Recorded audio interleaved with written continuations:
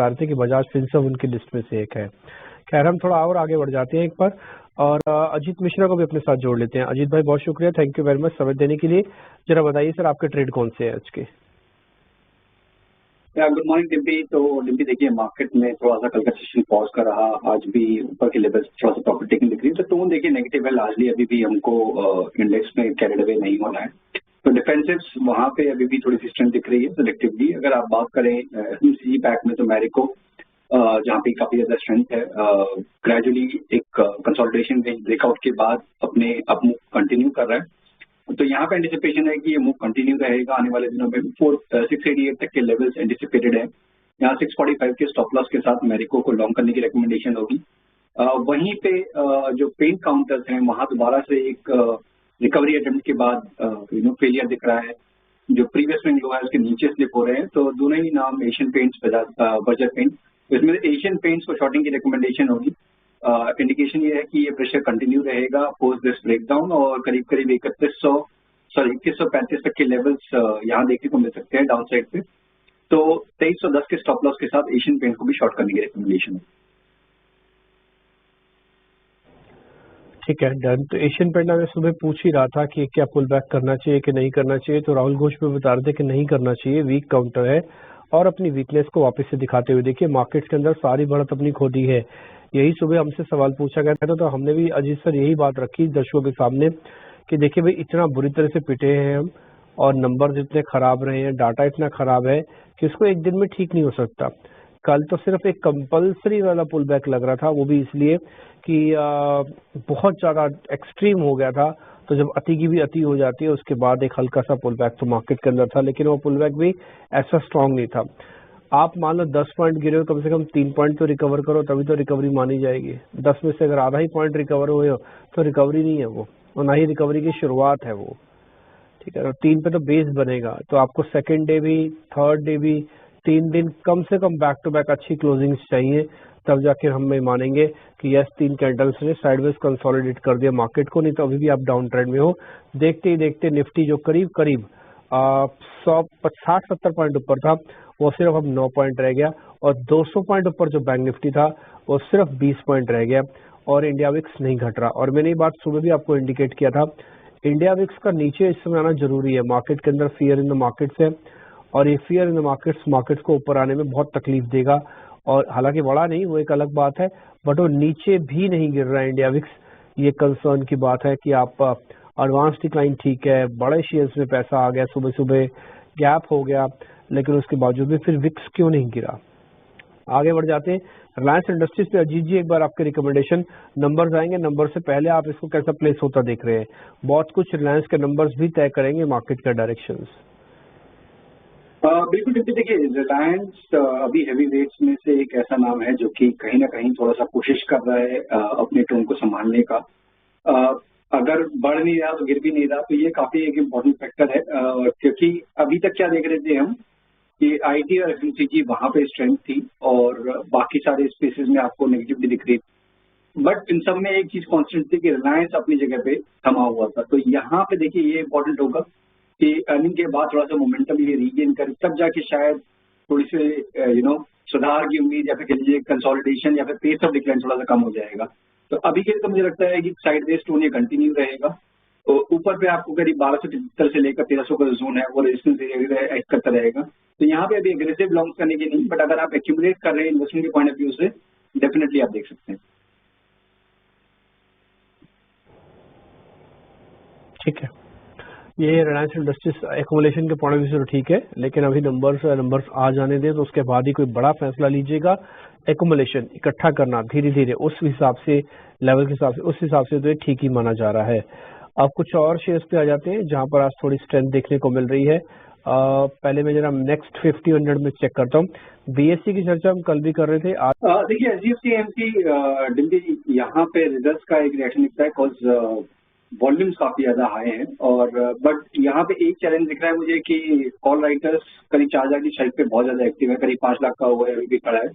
तो वहां पे शायद जाके एक बार कोई पॉज देता हुआ नजर आएगा, और उसके बाद से करीब 4050-60 का जोन है 200 डेज का, वो भी एक रेजिस्टेंस है।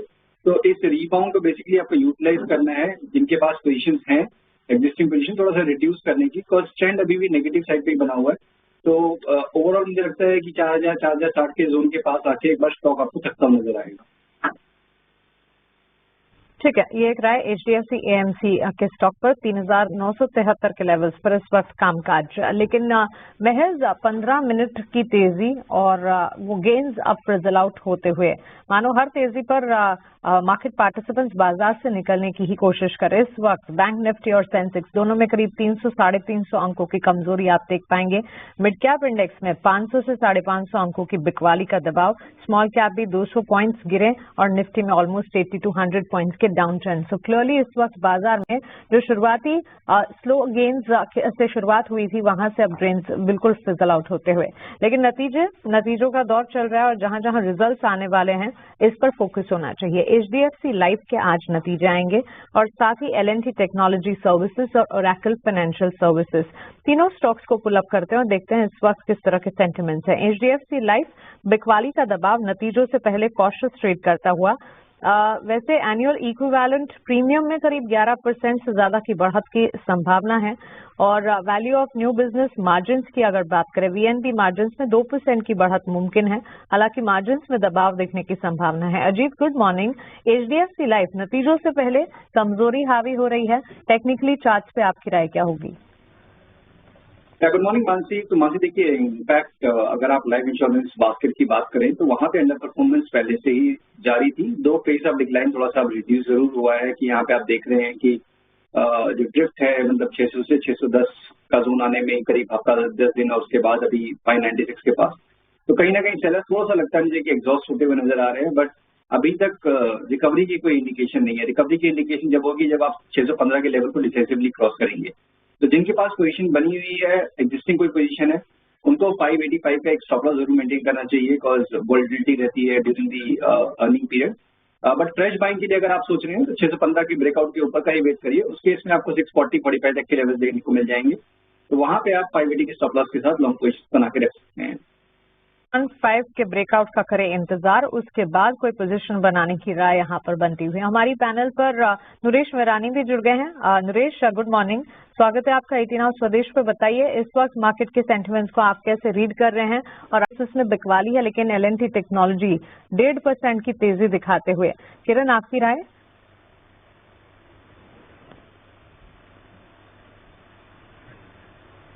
Okay, Ajit, L&T technology services और साथ ही ओरेकल फाइनेंशियल पर आप राय दीजिएगा। बिल्कुल, देखिए मानसी, यहाँ पे ओरेकल फाइनेंस अब अपने लॉन्ग टर्म एवरेजेस के पास ऑलमोस्ट पहुंचने वाला है। 13,000 से गिरावट शुरू हुई थी, 10,500 पे आप पहुंच चुके हैं। 10,300 के लेवल है जो कि आपका 200 दिन का एक्सपेंशन मूविंग लिस्ट है। तो पहली बार जब भी आप रीटेस्ट करते हैं क्रिटिकल मेजर एवरेजेस को तो एक रिबाउंड की पॉसिबिलिटी होती है। तो जैसा कि हमने देखा भी है कि हाल फिलहाल में IT स्टॉक्स में ऑलरेडी एक करेक्शन आया है, बट ट्रेंड अभी तक IT इंडेक्स का नेगेटिव नहीं हुआ है। तो वो देखते हुए एक पॉसिबिलिटी दिखती है कि 10,300 का ये एक बार रिस्पेक्ट करेगा और एक रिबाउंड की पॉसिबिलिटी बनेगी। उस केस में 11,000 11,400 तक के लेवल्स पॉसिबल हैं, but strict stop loss maintain करना चाहिए क्योंकि 10,300 के नीचे जब भी आप लॉन्ग टर्म एवरेज के नीचे जाएंगे तो प्रेशर बढ़ सकता है। तो ज्यादा बड़ा रिस्क रिवॉर्ड नहीं है, डेफिनेटली आप अटेंड कर सकते हैं अगर आप प्लान करना चाहते हैं कोई लॉन्ग पोजीशन यहाँ पे। वहीं पे LTTS, इसमें आपने देखा है कि कंसोलिडेशन का बायस है। अभी हाल फिलहाल में एक अटेम्प्ट हुआ था रिकवरी का, बट अपने लॉन्ग टर्म एवरेजेस को रिक्लेम नहीं कर पाया, दोबारा से एक प्रॉफिट टेकिंग का टोन। तो कहीं ना कहीं 4600 से 5,000 की एक रेंज बेसिकली इसमें बनी हुई है। यहाँ पे मेरे हिसाब से वेट एंड वॉच आपको मेंटेन करना चाहिए। जिस साइड पर ब्रेक आएगा 5,000 के ऊपर अगर आप ब्रेक कर देते हैं तो करीब 5200-5300 तक के लेवल्स खुल जाएंगे। वहीं पे 4600 अगर ब्रेक हो गया तो 4400। तो एज ऑफ नाउ यहाँ पे भी फ्रेश पोजीशन कोई नहीं रखनी चाहिए, बट हाँ एग्जिस्टिंग कोई पोजीशन है लॉन्ग साइड पे खासतौर पर 4600 का एक स्टॉप लॉस जरूर मेंटेन करें। राइट, तो L&T टेक और कुछ एक अलग काउंटर्स पर भी हमने नजर डाली, पर इस बीच देखिए मार्केट थोड़े वॉलेटाइल जरूर होते हुए दिख रहे हैं क्योंकि अभी कुछ देर पहले ही निफ्टी बैंक जो लाल निशान में फिसलता हुआ नजर आया था, निफ्टी 50 भी अपने आप को वहां पे भी गिरावट का शिकार होते हुए दिखा था। अब वो फिर से हरे निशान में लौट रहे हैं, पर इसके बीच इंटरेस्टिंग बात ये हुई है कि जो ब्रेथ ऑफ द मार्केट है वो थोड़ी सी सुधरती हुई नजर आई है क्योंकि ब्रॉडर मार्केट्स में अगर हम देखें, खास तौर से एडवांस डिक्लाइन के जो नंबर्स अगर हम देखें तो वहां पे जो गिरने वाले शेयर्स की संख्या थी अभी कुछ देर पहले मार्केट खुलने के बाद वो संख्या ज्यादा थी, पर अब वो विपरीत होकर जो बढ़ने वाले शेयर्स जो हैं वो ज्यादा दिख रहे हैं। बजाय गिरने वाले शेयर्स के। तो breath of the market improve हो रही है, इसको आप ध्यान में रखिए। इंडिया विक्स हल्का हल्का कूल ऑफ हो रहा है, इसको ध्यान में रखना है। और मार्केट निचले स्तरों पे सपोर्ट लेकर ऊपर आ रहे हैं, पर देखना होगा कि कितना होल्ड कर पाते हैं, क्योंकि सेक्टर चर्निंग भी हम लगातार होते हुए देख रहे हैं। कुछ देर पहले ऑटोज लीड कर रहे थे, अब निफ्टी का टॉप गेनर बन चुका है NTPC. Energy as a theme कल से हम हाईलाइट कर रहे हैं। कल से जो अदानी ग्रुप ऑफ काउंटर्स हैं उनमें भी एक्शन है। आज देखें तो फिर से शायद लग रहा है उनकी बारी है, क्योंकि अदानी पोर्ट्स और अदानी एंटरप्राइज निफ्टी के टॉप गेनर्स में फिलहाल शामिल होते हुए दिखे हैं। पर एक बार अजीत आपसे एनटीपीसी पर ही राय समझेंगे, क्योंकि देखिए पूरी पावर स्पेस को अगर हम समझे तो कल शायद पावर फाइनेंसेस की बारी थी, आज जो है एनटीपीसी जैसे स्टॉक्स की बारी है। एनटीपीसी या फिर कोई अन्य पावर काउंटर जो कि आपको लग रहा है फिलहाल अट्रैक्टिव लग रहा है इन स्तरों से? देखिए, अगर साक्षी एनटीपीसी की बात करें तो यहाँ पे डेफिनेटली एक एक्सट्रीम ओवरसोल्ड की पोजीशन बन गई थी, क्योंकि स्टॉक ने जो गिरावट शुरू की थी करीब 440 और लगातार गिरावट का दौर रहा, बीच में थोड़ा बहुत कंसोलिडेशन जरूर था। तो एक नॉर्मल मीन रिवर्जन देखने को मिल रहा है, जो कि शॉर्ट टर्म एवरेजेस के पास तक स्टॉक को लेके जा सकता है, जो कि करीब 330 तक प्लेस्ड है एनटीपीसी के केस में। तो अगर आपके पास पोजीशन है, आप बने रह सकते हैं। 313 का स्टॉप लॉस मेंटेन करिए। 330 पहला हर्डल होगा, अगर वो क्रॉस हो जाते हैं तो डेफिनेटली यहाँ से एक रिकवरी एक्सटेंड होते हुए नजर आएगी। तो इस तरीके का मूव आपको टाटा पावर में भी नजर आएगा कि यहाँ पे भी एक कंसोलिडेशन रेंज का ब्रेकडाउन हुआ था और अपने 100 EMA को इसने वीकली चार्ट पे रीटेस्ट करने के बाद वहां से कुछ रीबाउंड की पॉसिबिलिटी दिखा रहा है। तो अगेन ये सब ध्यान रखिए कि ये सब एक रीबाउंड प्ले है। स्टॉप लॉसेस बहुत इंपॉर्टेंट है। अगर आप यहाँ पे विदाउट स्टॉप लॉसेस जाएंगे और मार्केट में थोड़ा भी रिवर्सल हुआ तो प्रॉफिट टेकिंग दोबारा रिज्यूम हो सकती है। तो स्टॉप लॉसेस बहुत स्ट्रिक्ट रखें। टाटा पावर के केस में करीब 350 का स्टॉप लॉस रहेगा और रिकवरी के केस में करीब 375 से लेकर 380 तक के लेवल्स पॉसिबल हैं। एनटीपीसी यहाँ दोनों पे ही लेवल्स जो हैं अजीत ने हाईलाइट किए। पर अजीत एक बार पावर ग्रिड पर भी अपनी राय दे दीजिए, क्योंकि देखिए फिलहाल जो है एक ब्रेकआउट मारते हुए दिख रहा है। जो मॉर्निंग के हाइस बनाए थे उसको क्रॉस करने की तैयारी में है, पर कैसे देख रहे हैं आप इसको चार्ट पे, और क्या यहाँ पे कोई बेट लेना सही होगा? देखिए, पावर ग्रिड में एक अच्छी चीज है कि ये थोड़ा सा लो बीटा काउंटर है, ज्यादा वोलेटिलिटी दिखती नहीं है और जो करेक्शन भी आई है वहां पे अपना जो प्रीवियस कंसोलिडेशन जहाँ पे काफी ज्यादा हुआ था 280-85 के जोन के पास, वहां पे रिस्पेक्ट करते हुए एक रिबाउंड दिखा रहा है। बट वहीं पे अगर मैं ऑप्शन की पोजीशन के साथ में देखूं तो करीब 300 की स्ट्राइक पे जो पुट ऑप्शन हैं वो काफी ज्यादा एक्टिव हैं। तो कहीं ना कहीं बेयर्स अभी भी इसमें हावी है, तो उन लेवल्स के पास शायद जाते हुए आपको रेजिस्ट करता हुआ नजर आएगा। अगर आपके पास कोई लॉन्ग पोजीशन है, आप बने रह सकते हैं। 292 का एक स्टॉप लॉस रखिए। 300 के पास आपको स्टॉप लॉस को ट्रेल करके 298 पे ले आना है, मतलब ज्यादा एग्रेसिव इसमें पोजीशनिंग रखनी है। बेस्ट केस सिनेरियो में करीब 308 तक के लेवल्स पॉसिबल है, वहां पे अगर आपको मिलता है कोई भी लॉन्ग पोजीशन है आपको एग्जिट करना चाहिए। तो 308 के आसपास अगर ये जाता है तो अपने एग्जिस्टिंग लॉन्ग्स को आप जो है एग्जिट करें। पावर का नाम है मारुति नहीं, इंडियन होटल। एक बार अजीत सर आप चेक करो, अजीत सर आप चेक करो इंडियन होटल्स, ये थोड़ा और पुल बैक रखेगा। मैं बजट तक रखना चाहता हूँ, आज बिल्डअप हो रहा है इसके अंदर। एक no doubt one of the best performing stock रहा है विद दिस होटल स्पेस, और जो गिरावट भी आई इसने अपने 100 EMA को रिस्पेक्ट करते हुए, वहां से रिस्पेक्ट करते हुए बहुत स्ट्रांगली रिकवर कर रहा है। प्राइस एक्शन वॉल्यूम दोनों ही सपोर्टिव है, तो यहाँ से एंटिसिपेशन है कि ये मूव एक्सटेंड हो सकता है आपका करीब 828 तक के लेवल्स के लिए। क्योंकि थोड़ा सा वोलेटिलिटी ज्यादा रहती है, स्टॉप लॉस थोड़े डीपर होंगे। 775 अगर आप कंफर्टेबल हैं स्टॉप लॉस के साथ, डेफिनेटली आप 728 तक के टारगेट्स के लिए इसको होल्ड कर सकते हैं।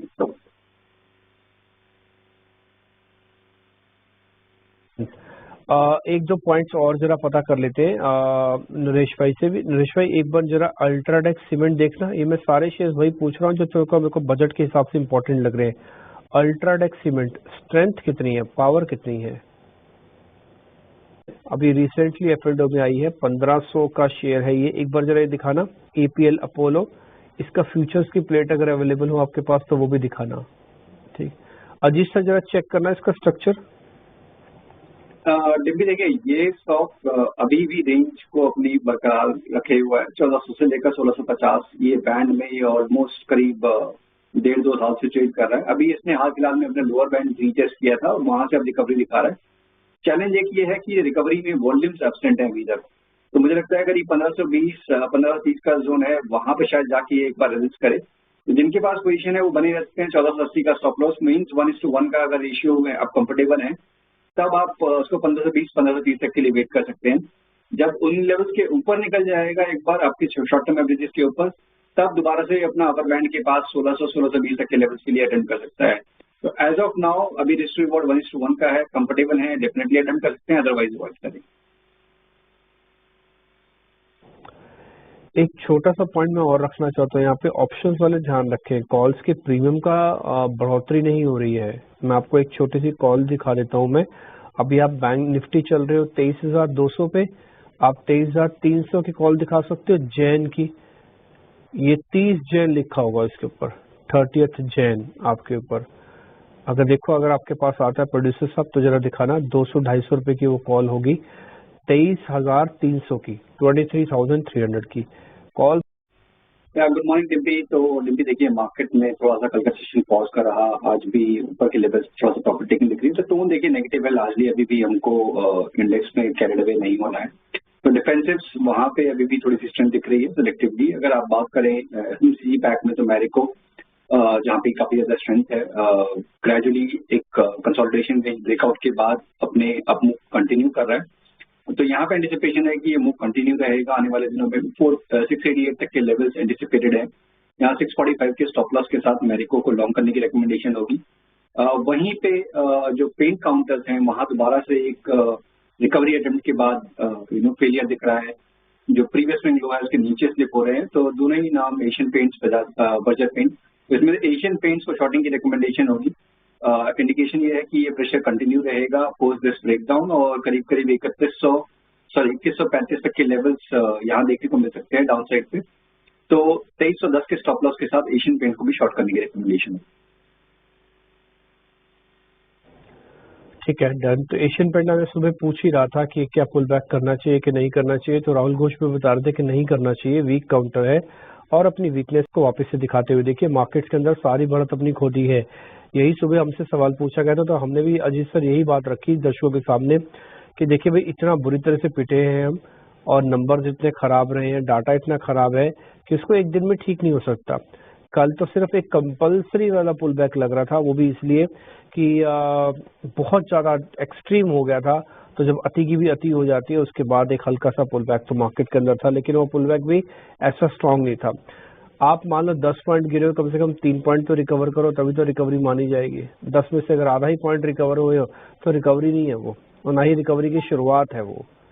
ठीक है, 3 पे तो बेस बनेगा। तो आपको सेकेंड डे भी, थर्ड डे भी, 3 दिन कम से कम बैक टू बैक अच्छी क्लोजिंग्स चाहिए, तब जाके हम मानेंगे कि यस 3 कैंडल्स ने साइडवेज कंसोलिडेट कर दिया मार्केट को। नहीं तो अभी भी आप डाउन ट्रेंड में हो। देखते ही देखते निफ्टी जो करीब करीब 160-70 पॉइंट ऊपर था वो सिर्फ अब 9 पॉइंट रह गया, और 200 पॉइंट ऊपर जो बैंक निफ्टी था वो सिर्फ 20 पॉइंट रह गया, और इंडिया विक्स नहीं घट रहा। और मैंने ये बात सुबह भी आपको इंडिकेट किया था, इंडिया विक्स का नीचे इस समय आना जरूरी है। मार्केट के अंदर फियर इन द मार्केट्स है, और ये फियर इन द मार्केट्स को ऊपर आने में बहुत तकलीफ देगा। और हालांकि बड़ा नहीं, वो एक अलग बात है, बट वो नीचे भी नहीं गिर रहा है इंडिया विक्स। ये कंसर्न की बात है कि आप एडवांस डिक्लाइन ठीक है, बड़े शेयर्स में पैसा आ गया, सुबह सुबह गैप हो गया, लेकिन उसके बावजूद भी फिर विक्स क्यों नहीं गिरा।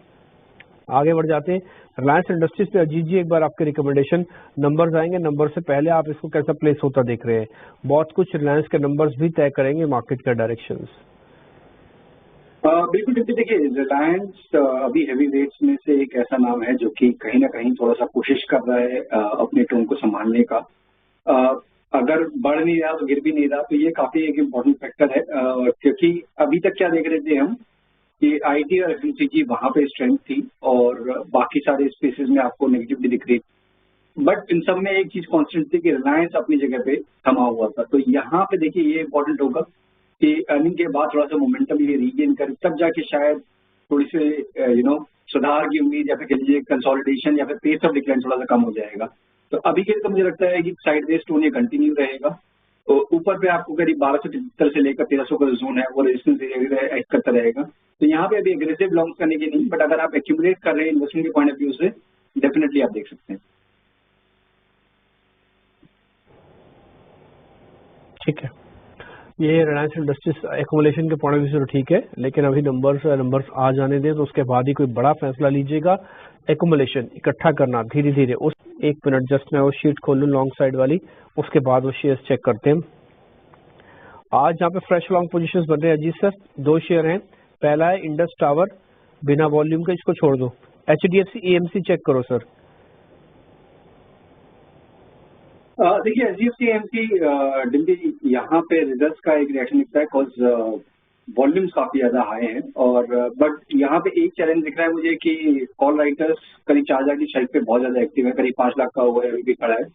तो वहां पे शायद जाके एक बार कोई पॉज देता हुआ नजर आएगा, और उसके बाद से करीब 4,050-60 का जोन है 200 डेज का, वो भी एक रेजिस्टेंस है।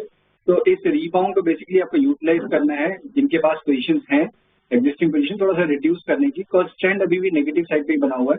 तो ओवरऑल मुझे लगता है कि 4,000-4,060 के जोन के पास आके एक बार स्टॉक आपको थकता हुआ नजर आएगा।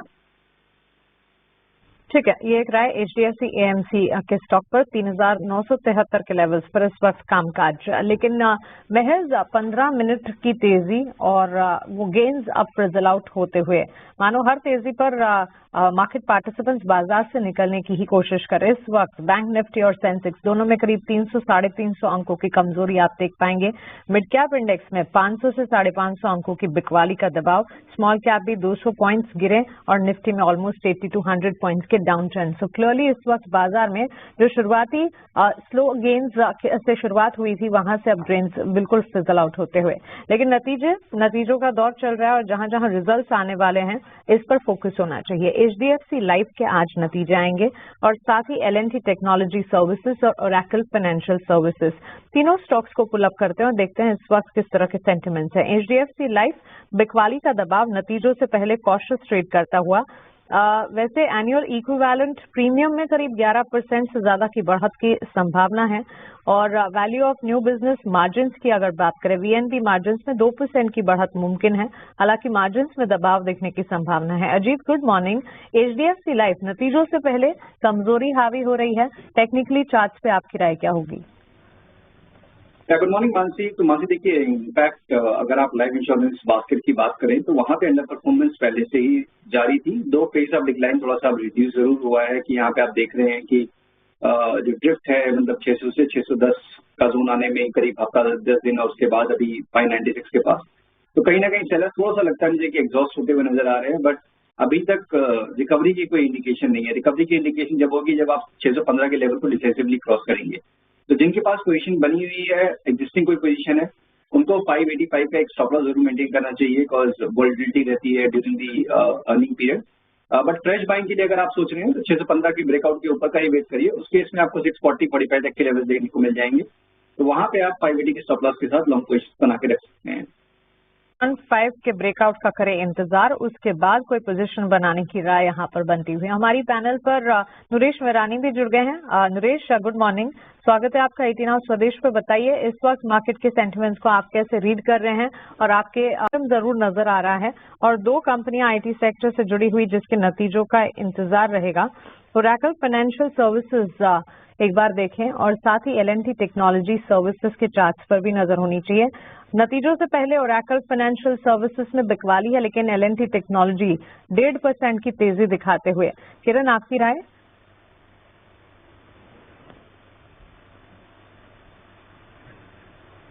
Okay, Ajit, L&T technology services और साथ ही ओरेकल फाइनेंशियल पर आप राय दीजिएगा।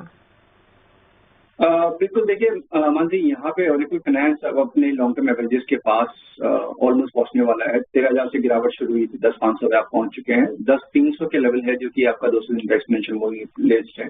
तो पहली बार जब भी आप रीटेस्ट करते हैं क्रिटिकल मेजर एवरेजेस को, तो एक रिबाउंड की पॉसिबिलिटी होती है। तो जैसा कि हमने देखा भी है कि हाल फिलहाल में IT स्टॉक्स में ऑलरेडी एक करेक्शन आया है, बट ट्रेंड अभी तक IT इंडेक्स का नेगेटिव नहीं हुआ है।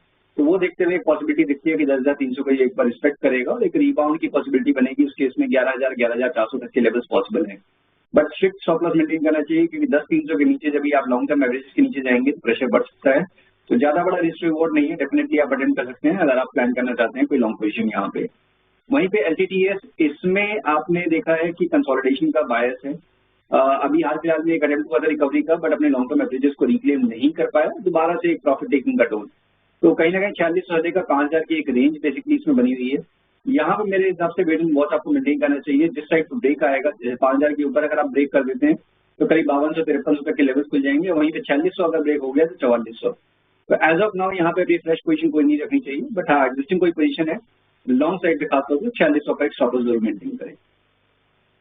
राइट, तो एल&टी टेक और कुछ एक अलग काउंटर्स पर भी हमने नजर डाली, पर इस बीच देखिए मार्केट थोड़े वॉलेटाइल जरूर होते हुए दिख रहे हैं, क्योंकि अभी कुछ देर पहले ही निफ्टी बैंक जो लाल निशान में फिसलता हुआ नजर आया था, निफ्टी 50 भी अपने आप को वहां पे भी गिरावट का शिकार होते हुए दिखा था। अब वो फिर से हरे निशान में लौट रहे हैं, पर इसके बीच इंटरेस्टिंग बात ये हुई है कि जो ब्रेथ ऑफ द मार्केट है वो थोड़ी सी सुधरती हुई नजर आई है, क्योंकि ब्रॉडर मार्केट्स में अगर हम देखें खास तौर से एडवांस और डिक्लाइन के जो नंबर्स अगर हम देखें तो वहां पे जो गिरने वाले शेयर्स की संख्या थी अभी कुछ देर पहले मार्केट खुलने के बाद वो संख्या ज्यादा थी, पर अब वो विपरीत होकर जो बढ़ने वाले शेयर्स जो हैं वो ज्यादा दिख रहे हैं बजाय गिरने वाले शेयर्स के। तो breath of the market improve हो रही है, इसको आप ध्यान में रखिए। इंडिया विक्स हल्का हल्का कूल ऑफ हो रहा है, इसको ध्यान में रखना है। और मार्केट निचले स्तरों पे सपोर्ट लेकर ऊपर आ रहे हैं, पर देखना होगा कि कितना होल्ड कर पाते हैं, क्योंकि सेक्टर टर्निंग भी हम लगातार होते हुए देख रहे हैं। कुछ देर पहले ऑटोज लीड कर रहे थे, अब निफ्टी का टॉप गेनर बन चुका है NTPC. Energy as a theme कल से हम हाईलाइट कर रहे हैं। कल से जो अदानी ग्रुप ऑफ काउंटर्स हैं उनमें भी एक्शन है। आज देखें तो फिर से शायद लग रहा है उनकी बारी है, क्योंकि अदानी पोर्ट्स और अदानी एंटरप्राइज निफ्टी के टॉप गेनर्स में फिलहाल शामिल होते हुए दिखे हैं।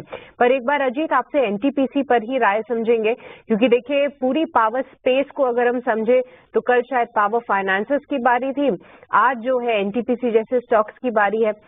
एनटीपीसी या फिर कोई अन्य पावर काउंटर जो कि आपको लग रहा है फिलहाल अट्रैक्टिव लग रहा है इन स्तरों से?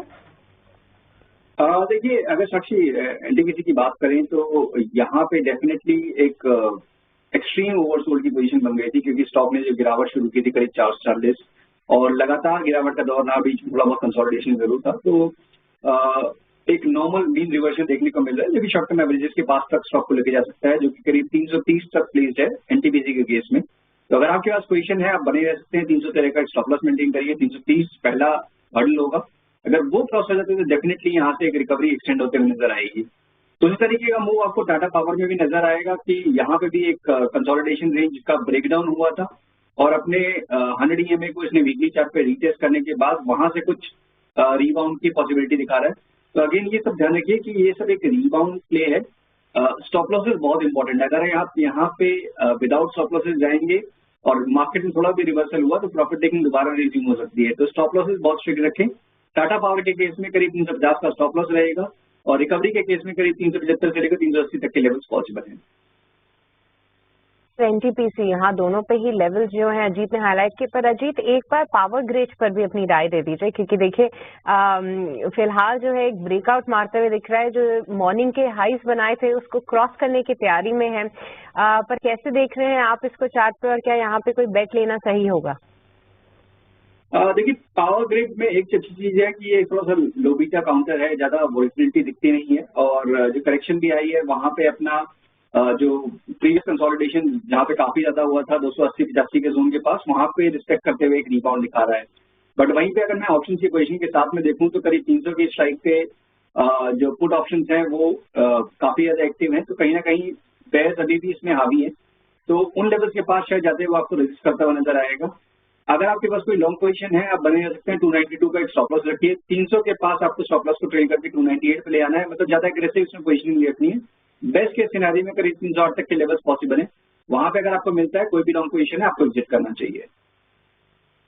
तो 308 के आसपास अगर ये जाता है तो अपने एग्जिस्टिंग लॉन्ग्स को आप जो है एग्जिट करें। पावर ग्रिड एक लो बीटा काउंटर है, इस पर रखते हैं नजर। पर इस बीच कुछ एक टेलीकॉम काउंटर्स फिर से अच्छी तेजी दिखा रहे हैं, जिसमें इंडस टावर्स और वोडाफोन आइडिया, हमने कल भी इस पे चर्चा करी थी, क्योंकि इंडस टावर्स पे जो ओवरहैंग था कि वोडाफोन पीएलसी अपनी हिस्सेदारी बेचेगी, वो अब लेवल समझने थे, क्योंकि ये खबर तो पॉजिटिव है ही, पर कल एक अच्छा मूव आते हुए दिखा।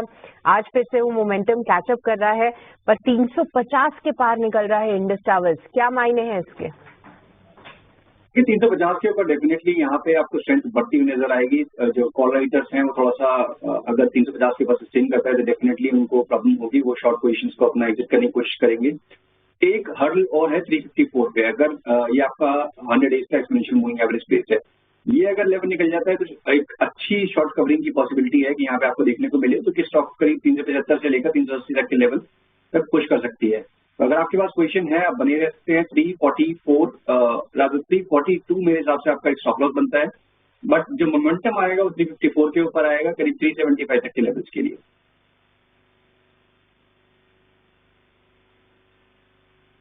निफ्टी थोड़ी ज्यादा वॉलेटाइल है एज कम्पेयर टू निफ्टी। वजह एक तो वो हैवी है अभी, दूसरा एक अलग बात चल रही है इसके अंदर। एक शेयर मेरे पास और भी है, जस्ट अ मिनट, मैं अपनी लॉन्ग पोजीशंस की शीट चेक कर लेता हूँ। उसके अंदर से काफी अच्छे से मिल जाएगा आपको। यस, शेयर का नाम है मारुति नहीं, इंडियन होटल। एक बार अजीत सर आप चेक करो, अजीत सर आप चेक करो इंडियन होटल्स। ये थोड़ा और पुल बैक रखेगा, मैं बजट तक रखना चाहता हूँ, आज बिल्डअप हो रहा है इसके अंदर। एक no doubt one of the best performing stock रहा है within this hotel space, और जो गिरावट भी आई इसने अपने 100 EMA को रिस्पेक्ट करते हुए, वहां से रिस्पेक्ट करते हुए बहुत स्ट्रांगली रिकवर कर रहा है। प्राइस एक्शन वॉल्यूम दोनों ही सपोर्टिव है, तो यहाँ से एंटिसिपेशन है कि ये मूव एक्सटेंड हो सकता है आपका करीब 828 तक के लेवल्स के लिए। क्योंकि थोड़ा सा वोलेटिलिटी ज्यादा रहती है, स्टॉप लॉस थोड़े डीपर होंगे। 775 अगर आप कंफर्टेबल हैं स्टॉप लॉस के साथ, डेफिनेटली आप 728 तक के टारगेट्स के लिए इसको होल्ड कर सकते हैं।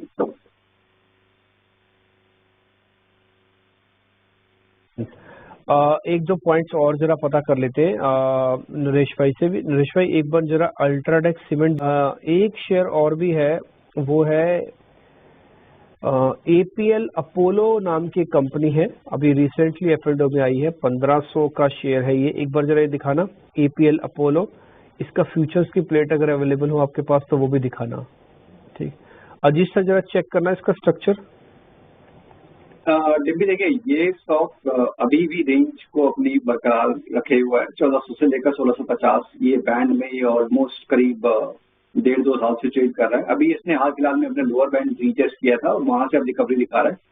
चैलेंज एक ये है कि रिकवरी में वॉल्यूम्स एब्सेंट है अभी तक, तो मुझे लगता है करीब 1520-1530 का जोन है, वहां पे शायद जाके एक बार रेजिस्ट करे। तो जिनके पास पोजीशन है वो बने रह सकते हैं। 1480 का स्टॉप लॉस मीन्स 1:1 का अगर रेशियो में आप कंफर्टेबल हैं, तब आप उसको 1520-1530 तक के लिए वेट कर सकते हैं। जब उन लेवल्स के ऊपर निकल जाएगा एक बार आपके शॉर्ट टर्म एवरेजेस के ऊपर, तब दोबारा से अपना अपर बैंड के पास 1600-1620 तक के लेवल्स के लिए अटेम्प्ट कर सकता है। तो एज ऑफ नाउ अभी रिस्क रिवॉर्ड 1:1 का है, कंफर्टेबल है, डेफिनेटली अटेम्प्ट कर सकते हैं, अदरवाइज अवॉइड करें। एक छोटा सा पॉइंट मैं और रखना चाहता हूँ, यहाँ पे ऑप्शंस वाले ध्यान रखें, कॉल्स के प्रीमियम का बढ़ोतरी नहीं हो रही है। मैं आपको एक छोटी सी कॉल दिखा देता हूँ। मैं अभी आप बैंक निफ्टी चल रहे हो 23,200 पे, आप 23,300 की कॉल दिखा सकते हो जैन की। ये 30 जैन लिखा होगा इसके ऊपर, 30th जैन आपके ऊपर। अगर देखो, अगर आपके पास आता है प्रोड्यूसर साहब तो जरा दिखाना, 200-250 रुपए की वो कॉल होगी, 23,300 की, 23,300 की कॉल। एट द मनी पे हो आप, एट द मनी कहने का मतलब कि जिस जगह पे खड़े हो मैं वहीं की कॉल दे रहा हूँ, ये ऊपर की नहीं दे रहा। तो ये भी एक सिंबॉलिक मीनिंग बता रहा है कि जो एग्रेशन है ना वो बहुत ज्यादा नहीं है। अगर एग्रेशन बहुत ज्यादा होता ना, आपको मैं सच्ची बात बताऊं, ये कॉल कम से कम 30 से 40% ऊपर होती। एग्रेशन अगर बहुत होता तो, एग्रेशन मिसिंग है, इसलिए एट द मनी कॉल्स के अंदर में बाइंग नहीं। और ये मैंने 30 जैन की इसलिए लिखवाई है या दिखवाई है आपके सामने क्योंकि बजट तक की कॉल, इससे पहले भी एक्सपायरी की कॉल है क्योंकि उसकी वीकली अवेलेबल है, बट 30 जैन डेरिवेटिव एक्सपायरी है, 1 तारीख को बजट आना है, तो लास्ट मोमेंट तक की कॉल है, उसके अंदर देखो एग्रेशन नहीं आ रहा है ना। तो ये साफ संकेत दे रहा है कि मार्केट को थोड़ा समय चाहिए, थोड़ा समय लगेगा ठीक होने के लिए। बहुत क्लियर विजन है मार्केट का। आप देखो बाजार को खुले करीब 1.25 घंटा हो चुका, लेकिन 1.25 घंटे में इंडिया विक्स एक बार भी लाल निशान में नहीं आया। तो still fear in the market है, जो कि कल सहानुभूति वाली बाइंग आई, लेकिन फिर भी still fear in the markets है। आई होप सो कि सेकेंड हाफ आते आते तक विक्स भी टूटेगा, एडवांस डिक्लाइन भी रेशियो ठीक होगा, बस यही 2 चीजें चाहिए, और थोड़ा ओपन इंटरेस्ट कम हो शॉर्ट कवरिंग से। ये बहुत जरूरी है ओपन इंटरेस्ट को कम करना शॉर्ट कवरिंग से। देखो नंबर्स थोड़ा ठीक हुए एडवांस डिक्लाइन के, विक्स थोड़ा लाल निशान में है और ओपन इंटरेस्ट थोड़ा शॉर्ट्स कवरिंग का है। जब तक शॉर्ट्स की कवरिंग नहीं होगी मार्केट का बेस जल्दी जल्दी बनेगा नहीं। खैर हम आगे बढ़ जाते हैं। अब